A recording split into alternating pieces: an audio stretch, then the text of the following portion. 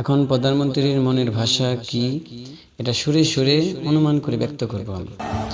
আপনারা সবাই ধৈর্য ধরে শুনেন।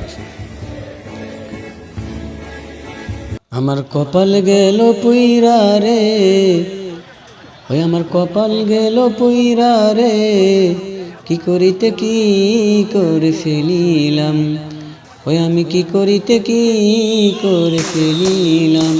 কাল বৈশাখীর ঝড় আসিয়ায় আমার স্বপ্ন দিল ভাঙ্গিয়া, ওরে কাল বৈশাখীর ঝড় আসিয়ায় আমার স্বপ্ন গেল ভাঙ্গিয়া, কি করিতে কি করে ফেলিলাম, ওই আমি কি করিলাম, পচা শামুকে নিজের পা কাটিলাম, ওই আমি কি করিলাম, পচা শামুকে নিজের পা কাটিলাম। ওরে সারা বছর বলদ দিয়ে রাষ্ট্র চালাইলাম আমি, সারা বছর বলদ নিয়ে রাষ্ট্র চালাইলাম আমি, কি করিলাম, নিজের বলে নিজে আমি পদত্যাগ করিলাম, ওই আমি কি করিলাম, নিজের বলে নিজে আমি পদত্যাগ করিলাম।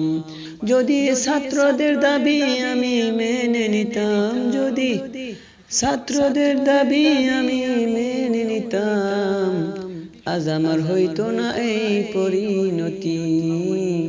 আমি কি করিলাম, নিজের বলে নিজে আমি দেশ ছাড়িলাম, ওই আমি কি করিলাম, নিজের বলে নিজে আমি দেশ ছাড়িলাম।